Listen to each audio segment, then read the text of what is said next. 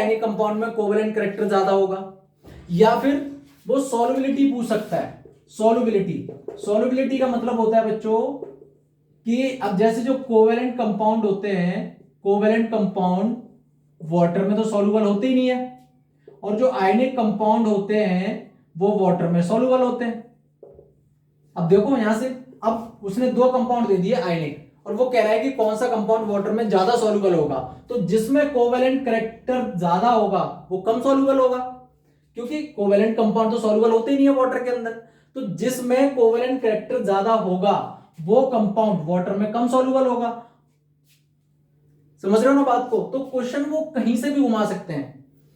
Solubility पे question आ सकता है, मेल्टिंग बॉइलिंग पॉइंट पे भी क्वेश्चन आ सकता है। दो आयनिक कंपाउंड दे दिए और दोनों में पूछ लिया कि कौन से कंपाउंड का मेल्टिंग बॉइलिंग पॉइंट कम होगा, तो कोवेलेंट कंपाउंड का जो मेल्टिंग बॉइलिंग पॉइंट होता है वो कम होता है। तो जिस कंपाउंड में कोवेलेंट कैरेक्टर ज्यादा होगा उसका मेल्टिंग बॉइलिंग पॉइंट उतना ही कम होगा, जिसमें आयनिक कैरेक्टर ज्यादा होगा उसमें मेल्टिंग बॉइलिंग पॉइंट उसका ज्यादा होगा। देखो सॉल्युबिलिटी का ऑर्डर भी पूछा जा सकता है, मेल्टिंग बॉइलिंग पॉइंट का भी ऑर्डर पूछा जा सकता है।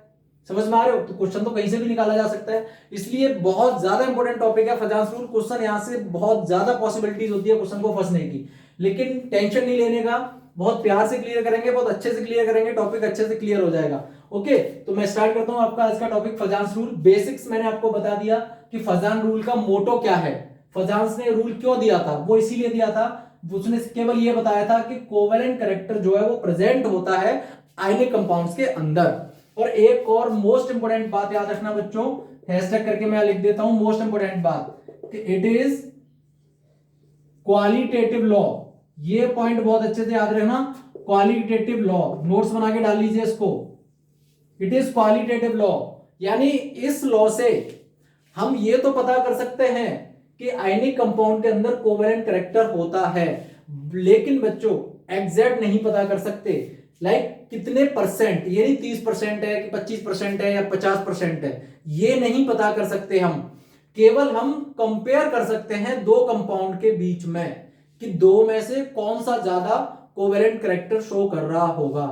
एग्जैक्ट नहीं पता कर सकते, सिर्फ कंपेयर कर सकते हैं। इसीलिए फजांस रूल को क्वालिटेटिव लॉ कहा गया है। ये क्वालिटेटिव लॉ है, ये एग्जैक्ट वैल्यू नहीं बताता कभी। क्लियर? तो एक बार इसका स्क्रीनशॉट लो, उसके बाद मैं आगे स्टार्ट करता हूं आपका टॉपिक।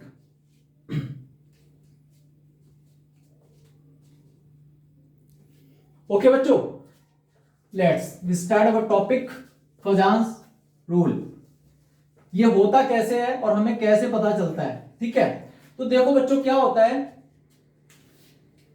सबसे पहले तो मैं एक आयनिक कंपाउंड बनाता हूं। जैसे आयनिक कंपाउंड होता है कैटाइंस और एनाइंस के बीच में, ये है आपका, ये कैटाइन है और ये एनाइन है। थोड़ा इधर दूर बना देता हूं इसको, ये हो गया, ये आपका कैटाइन और ये आपका एनाइन। मैं ऐसे दिखा रहा हूं, ये मैं समझिएगा बीच में न्यूक्लियस पॉजिटिव नहीं है, मैं कैटाइन और एनाइन को स्पेसिफाई कर रहा हूं। अब ये कैटाइन और एनाइन है तो यहां पे इलेक्ट्रॉन्स क्लाउड होगा, इलेक्ट्रॉन क्लाउड होगा, ठीक है? ये अब देखो ये कैटाइन है आपका और ये है बच्चों एनाइन। ओके, अब इलेक्ट्रॉन क्लाउड होगा। अब यहां पे होगा क्या कि फोर्स ऑफ अट्रैक्शन की वजह से ये इलेक्ट्रॉन इस कैटाइन की तरफ अट्रैक्ट होंगे। फोर्स ऑफ अट्रैक्शन की वजह से ये जो इलेक्ट्रॉन है ये कैटाइन की तरफ अट्रैक्ट होंगे, और जैसे ही ये इलेक्ट्रॉन कैटाइन की तरफ अट्रैक्ट होंगे तो यहां पे क्या होगा बच्चों, ये जो इलेक्ट्रॉन क्लाउड है ये डिफॉर्म हो जाएगा। इलेक्ट्रॉन क्लाउड क्या होगा, डिफॉर्म हो जाएगा। डिफॉर्म मतलब इसकी जो फॉर्म है वो बदल जाएगी। इलेक्ट्रॉन जैसे ही कैटाइन की तरफ अट्रैक्ट होंगे तो ये जो इलेक्ट्रॉन क्लाउड बना हुआ है बच्चों ये डिफॉर्म हो जाएगा, इसकी जो फॉर्म है वो बदल जाएगी और ये कुछ इस तरह का दिखने लगेगा। ये आपका कैटाइन हो गया और ये कुछ इस तरह का दिखने लगेगा आपको। ये अब देखो इसकी शेप जो है वो बदल गई, यानी अब क्या हुआ कि इधर ज्यादा इलेक्ट्रॉन इकट्ठे हो गए, नेगेटिव चार्ज इधर ज्यादा हो गया, और यहां पे ना पोल्स जनरेट हो गए। पोल्स जनरेट हो गए बच्चों यहां पे, समझो ये मेन क्लाइमैक्स पॉइंट है इस टॉपिक का। जब ये कैटाइन है इलेक्ट्रॉन इधर अट्रैक्ट हुए तो इसकी जो फॉर्म है वो डिफॉर्म हो गई, वो बदल गई। ये इलेक्ट्रॉन क्लाउड है वो डिफॉर्म हो चुका है, अब वो कुछ इस तरह का हो गया। तो यहाँ पे नेगेटिव चार्ज ज्यादा हो गया, तो यहाँ पे नेगेटिव चार्ज ज्यादा होगा तो इधर पॉजिटिव हो जाएगा फिर। तो यहाँ पे हुआ क्या, यहाँ पे इस फिनोमेना को बच्चों हम बोलते हैं पोलराइजेशन। पोलराइजेशन, बस ये वर्ड ध्यान रखो, पोलराइजेशन। इस फिनोमेना को बोलते हैं पोलराइजेशन। क्यों? क्योंकि यहाँ पे पोल्स जनरेट हो गए। अब पोलराइजेशन किसका हुआ? एनायन का। और किसने किया? कैटाइन ने किया बच्चों, कैटाइन। तो इसको हम बोलेंगे पोलराइजिंग पावर। पोलराइजिंग पावर किसकी? कैटाइन की। और पोलराइजेशन किसका हुआ? एनायन का। यही क्लाइमेक्स पॉइंट है। अगर आपसे कोई क्वेश्चन कर ले कि कोवेलेंट कैरेक्टर प्रेजेंट होता है आयनिक कंपाउंड में, तो वो क्यों होता है, तो आप आंसर करोगे due to polarisation of anion. क्योंकि यहां पे पोल्स का जनरेट हुआ, किसने किया? कैटाइन ने किया। उसको बोलेंगे पोलराइजिंग पावर। मैं अलग अलग क्यों बोल रहा हूं? पोलराइजिंग पावर और पोलराइजेशन दोनों को अलग क्यों बोल रहा हूं? क्योंकि एक चीज हो रही है एनायन की वजह से और दूसरी चीज हो रही है कैटाइन की वजह से। क्योंकि पावर तो इसी ने लगाई ना इलेक्ट्रॉन को खींचने के लिए, तभी तो यहाँ पे पोल्स जनरेट हुए। समझ में आ रही बात? इसीलिए कैटाइन को बोलते हैं पोलराइजिंग पावर और यहाँ पे बोलते हैं पोलराइजेशन। अब देखो यहाँ पे एक सिंपल सी चीज निकल के आ रही है। वैसे तो मैं भी आपको फैक्टर में बताऊंगा कि कैटाइन की पोलराइजिंग पावर जितनी ज्यादा होगी पोलराइजेशन उतना ज्यादा होगा, या फिर पोलराइजेशन जितना ज्यादा होगा कैटाइन की पोलराइजिंग पावर उतनी ज्यादा हो जाएगी। जरा खुद गौर से देखिए, जितने ज्यादा इलेक्ट्रॉन को खींच लेगा पोल्स उतने ज्यादा जनरेट हो जाएंगे, या पोल्स जितने ज्यादा जनरेट होंगे तो इलेक्ट्रॉन भी तो उतने ज्यादा खींच रहे होंगे ना अपनी तरफ। तो ये दो मेन पॉइंट है बस, पोलराइजिंग पावर एंड पोलराइजेशन। अगर नॉर्मली, मैं अगेन रिपीट कर रहा हूं, अगर आपसे कोई पूछ ले कि कोवेलेंट कैरेक्टर आयनिक कंपाउंड में प्रेजेंट होता है तो क्यों होता है, तो आंसर आपने करना है ड्यू टू पोलराइजेशन। किसकी? एनायन की। किसने की? कैटाइन ने। उसको क्या बोलते हैं? Polarising power. समझ में आ गई बात? अब जैसे ही ये काम हुआ, यहां तक क्लियर है बच्चों? ओके। अब जैसे ही ये काम हुआ तो यहां पे हुआ क्या बच्चों, यहां पे इलेक्ट्रॉन की शॉर्ट शेयरिंग होना शुरू हो गई। Short sharing. अब जैसे इलेक्ट्रॉन इधर आने लगे, इधर आने लगे, तो यहां पे ये देखा गया, एक्सपेरिमेंटल चीजें हैं ये। जैसे ही इलेक्ट्रॉन इधर आए तो यहां पे फजान ने ये देखा कि यहां पे शेयरिंग नहीं बोल रहा हूं मैं, शॉर्ट शेयरिंग बोल रहा हूं। यहां पे इलेक्ट्रॉन की शॉर्ट शेयरिंग होना शुरू हो गई। और इलेक्ट्रॉन की शॉर्ट शेयरिंग, और शेयरिंग का मतलब क्या होता है बच्चों? ये कैरेक्टर तो कोवेलेंट का होता है, कोवेलेंट का। यहां पे क्या हुआ? इलेक्ट्रॉन की शॉर्ट शेयरिंग शुरू हो गई। और ये करैक्टर किसका होता है? ये करैक्टर तो कोवेलेंट का होता है बच्चों। तो इसका मतलब क्या हुआ कि इस आयनिक कंपाउंड के अंदर क्या प्रेजेंट है? कोवेलेंट करैक्टर प्रेजेंट है। यही बात तो बता रहा है फजान कि आयनिक कंपाउंड के अंदर कोवेलेंट करैक्टर प्रेजेंट होता है। यही बात किसने बताई है? फजान ने। यहां तक क्लियर है बच्चों? आपको कंसेप्ट समझ में आ गया कैसे होता है कोवेलेंट करैक्टर? क्लियर? एक बार इसका स्क्रीनशॉट लो, फिर उसके बाद मैं आपको इसके फैक्टर बताता हूं कि कितना कोवेलेंट करैक्टर कौन कौन से कंपाउंड में किन चीजों पे इफेक्ट करता है।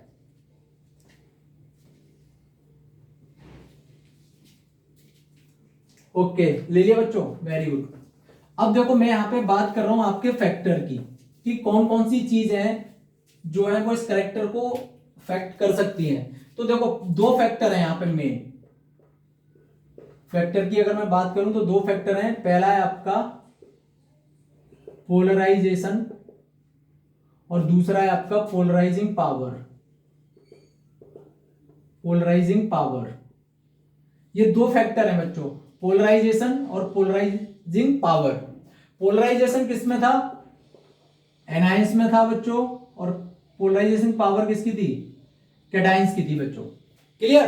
तो अब एक एक करके हम क्लियर करते हैं। तो पहले यहां पे हम रखेंगे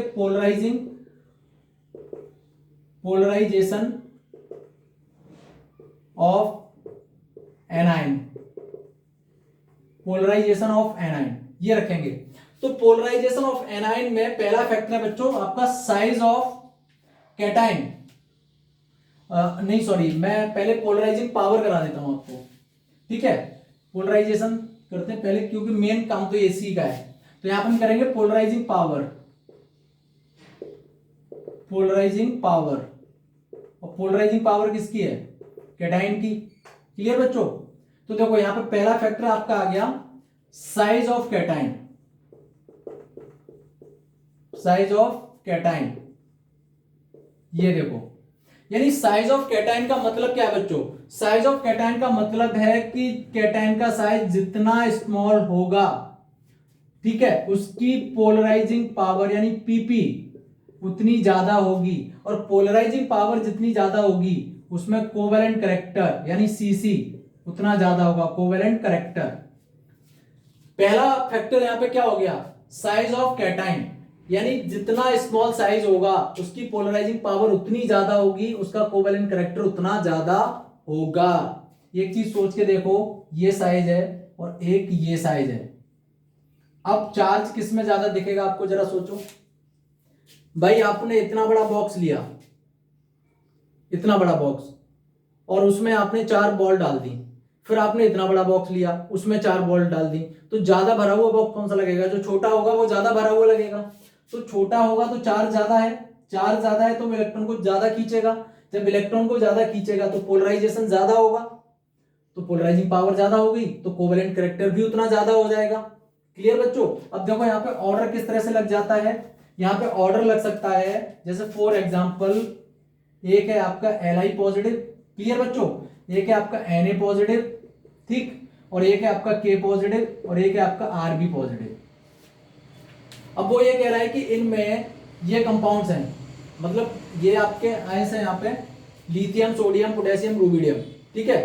तो यहाँ पे आप जो ऑर्डर लगाओगे वो ये लगाओगे, ये ऑर्डर रहेगा बच्चों यहाँ पे, यानी जिसका साइज जितना छोटा उसकी पोलराइजिंग पावर उतनी ज्यादा, उसका कोवेलेंट कैरेक्टर भी उतना ही ज्यादा हो जाएगा, ठीक है।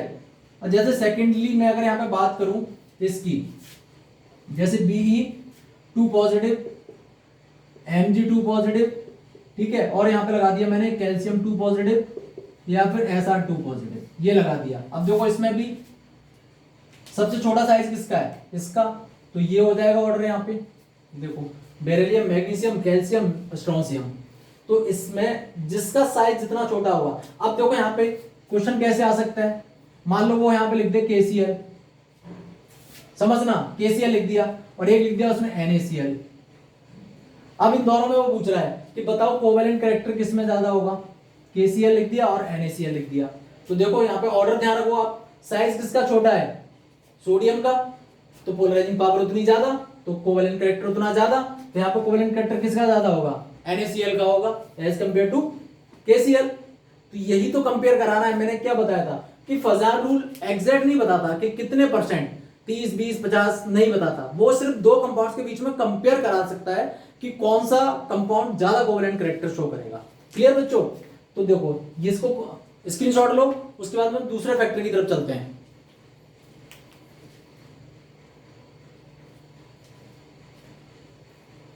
ओके बच्चों, अब देखो दूसरा फैक्टर हमारा, दूसरा फैक्टर है बच्चों यहां पे आपका charge on cation, charge on cation. Charge on cation का मतलब क्या है बच्चों कि चार्ज इंक्रीज, चार्ज जितना ज्यादा होगा पोलराइजिंग पावर उतनी ज्यादा होगी, कोवेलेंट कैरेक्टर उतना ज्यादा होगा। समझ में आ गई बात? चार्ज ऑन कैटाइन, चार्ज जितना ज्यादा पोलराइजिंग पावर उतनी ज्यादा, तो कोवेलेंट कैरेक्टर भी उतना ज्यादा होगा। फॉर एग्जांपल समझो, जैसे एक उसने दे दिया Na पॉजिटिव, दूसरा दिया Mg2 पॉजिटिव और तीसरा दिया Al3 पॉजिटिव। अब देखो, अब आप यहाँ पे ना कुछ बच्चों एक कंसेप्ट और लगा रहे होंगे दिमाग में कि सर साइज, तो साइज का मतलब है बच्चों ये सेम पीरियड से बिलोंग कर रहे हैं, sodium, magnesium, aluminium same period में है, तो पीरियड में साइज ज्यादा मैटर नहीं करता, कितना ज्यादा साइज कम हुआ होगा, जरा सा कम हुआ होगा, सेम पीरियड के हैं, ग्रुप में फर्क आ जाता है, लेकिन ये तो पीरियड है, सेम पीरियड है, तो सेम पीरियड में इतना ज्यादा फर्क आएगा नहीं। तो यहाँ पे आप चार्ज को कंसीडर करोगे, तो चार्ज जिसका जितना ज्यादा होगा, तो देखो यहाँ पे ऑर्डर क्या लगेगा बच्चों, Al3 पॉजिटिव का सबसे ज्यादा, उसके बाद Mg2 पॉजिटिव, देन यहाँ पे Na पॉजिटिव, ये आ जाएगा। अगर इन दोनों में वो कंपेयर करा दे तो आपने कौन सा सिलेक्ट करना है? जिसपे जितना ज्यादा चार्ज होगा वो कंपाउंड उतना ज्यादा कोवेलेंट कैरेक्टर शो करेगा, क्योंकि charge increase, polarising power increase, then covalent character increase. ये सेकंड फैक्टर हो गया, 2 फैक्टर हो गए बच्चों इसके। क्लियर? तो एक बार इसका भी स्क्रीनशॉट लो, उसके बाद हम आगे मूव करते हैं।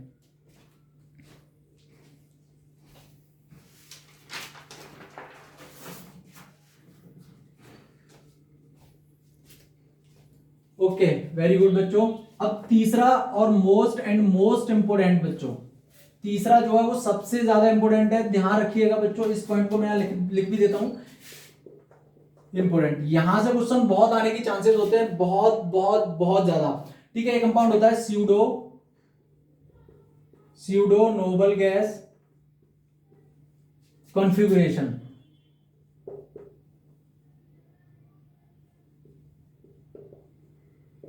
Pseudo noble gas configuration, PNGC, short में बोल देते हैं PNGC, pseudo noble gas configuration. अब बात ये आती है कि स्यूडो नोबल गैस कॉन्फ़िगरेशन क्या होता है बच्चों। स्यूडो का मतलब होता है कि झूठा, मतलब वो नोबल गैस कॉन्फ़िगरेशन फॉलो अपने आप को शो कर रहा है कि नोबल गैस कॉन्फ़िगरेशन है, लेकिन है नहीं वो। क्योंकि नोबल गैस कॉन्फ़िगरेशन क्या होता है बच्चों, नोबल गैस होता है NH2NP6, ये होता है आपका नोबल गैस NH2NP6, ये होता है नोबल गैस कॉन्फ़िगरेशन। लेकिन पीएनजीसी क्या होता है, पीएनजीसी का मतलब यानी स्यूडो नोबल गैस कॉन्फ़िगरेशन क्या होता है, फिर स्यूडो नोबल गैस कॉन्फ़िगरेशन का मतलब होता है बच्चों NH2NP6 एंड ND10, ये होता है बच्चों, ये पीएनजीसी यानी स्यूडो नोबल गैस कॉन्फ़िगरेशन होता है NH2NP6 ND10, और ये होता है NH2NP6 जो होता है नोबल गैस कॉन्फ़िगरेशन, और ये होता है स्यूडो नोबल गैस कॉन्फ़िगरेशन। यहां से बहुत सवाल पूछे गए हैं और आगे भी पूछे जाएंगे पक्का, क्योंकि ये बहुत इंपॉर्टेंट टॉपिक है। एक एग्जांपल से समझो, जैसे फॉर एग्जांपल मैं कॉपर की बात करूं 29, कॉपर का कॉन्फ़िगरेशन, सिंपल कॉन्फ़िगरेशन क्या होता है, 1s2 2s2 2p6 3s2 3p6, उसके बाद 3d10 4s1, ये होता है। क्योंकि ये क्या है, ये एक्सेप्शनल केस है, एक इलेक्ट्रॉन उधर जंप कर जाएगा, ठीक है, डी में आ जाएगा और 4s में 1 रह जाएगा, ये कॉन्फ़िगरेशन हो गया। अब मैं इस कॉपर को आयन में कन्वर्ट करूं तो ये क्या करूंगा, Cu पॉजिटिव, इसका कैटायन बना दिया, क्योंकि हम बात यहां पे कैटायन और एनायन के पॉइंट ऑफ व्यू से ही करेंगे बच्चों। ठीक है, तो हमने एक इलेक्ट्रॉन, अब इलेक्ट्रॉन कौन सा डोनेट होगा, आउटर मोस्ट सेल का इलेक्ट्रॉन डोनेट हो जाएगा, ये इलेक्ट्रॉन यहां से चला जाएगा, तो Cu पॉजिटिव बन गया। तो देखो यहां पे क्या अटेन कर लिया इसने, जरा खुद दिमाग लगाओ, 1s2 2s2 2p6 3s2 3p6 3d10, क्या करा बच्चों इसने, जरा देखो यहां से लेके NH2 NP6 ND10, पीएनजीसी configuration attain कर लिया कि नहीं कर लिया, इसी को तो बच्चों बोलते हैं स्यूडो नोबल गैस कॉन्फ़िगरेशन। ये अटेन कर लिया इसने, 3s2 3p6 3d10, ये कर लिया इसने अटेन, यानी 3s2 ये कॉन्फ़िगरेशन, ये क्या है। अब यहां पे कहने का मतलब ये है कि ये बन गया Cu पॉजिटिव,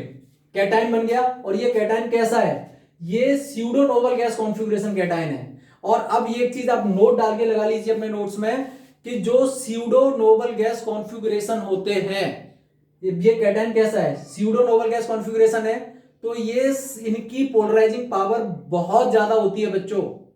तो इसकी अगर पोलराइजिंग पावर ज्यादा होगी तो कोवेलेंट कैरेक्टर भी उतना ज्यादा होगा, सिंपल सी बात है। अब देखो एक चीज जरा आप समझ के देखो, ये Cu प्लस यानी Cu कौन सी कैटेगरी में आ रहा है, 3D में आ रहा है, तो यहीं पे मैं यहां पे बना देता हूं, ये आपका था Cu पॉजिटिव। ठीक है, अब इसके रेस्पेक्ट में ही अगर हम देखें तो यहां पे इसके नीचे कौन आता है, Ag पॉजिटिव, और इसके नीचे कौन आता है, Au पॉजिटिव। अब इसका कितना है, 3s2 3p6 3d10, इसका कितना हो जाएगा बच्चों, उसके नीचे आ रहा है तो 4s2 4p6 4d10, इसका कितना हो जाएगा 5s2 5p6 5d10। अब ये देखो सारे noble gas, pseudo noble gas configuration है, तो ये सारे के सारे इन सबकी पोलराइजिंग पावर क्या होगी, बहुत ज्यादा होगी, तो इनके जो कंपाउंड होंगे वो भी क्या कोवेलेंट कैरेक्टर शो करेंगे। अब ये देखो आप सेम उसके आ रहे हैं, चलो इसका स्क्रीनशॉट लो, एक और एग्जांपल देता हूं स्यूडो का ही, क्योंकि ये बहुत ज्यादा इंपॉर्टेंट टॉपिक है बच्चों, इसका स्क्रीनशॉट लो, उसके बाद एक और एग्जांपल देता हूं और अच्छे से क्लियर हो जाएगा फिर।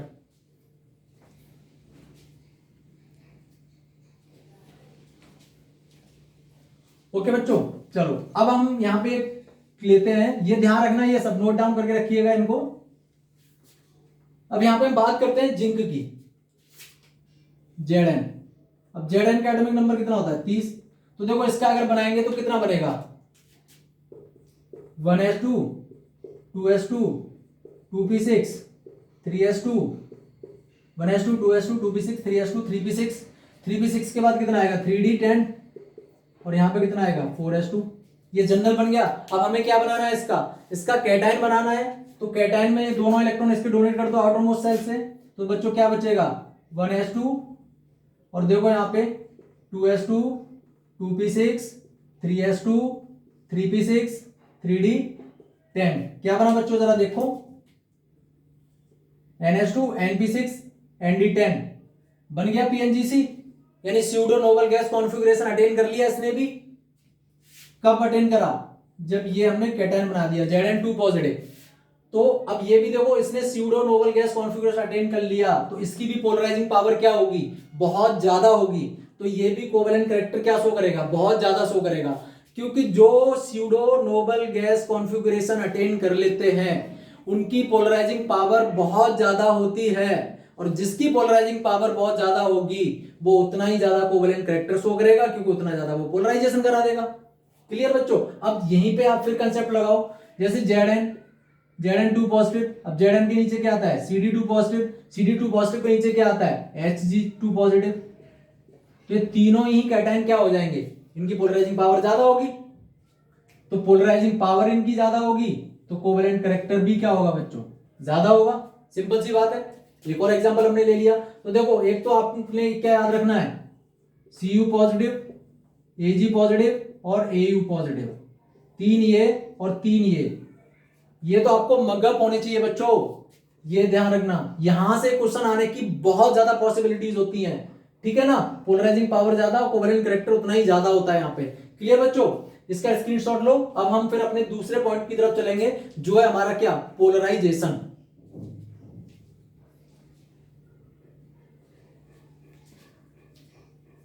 ओके बच्चों,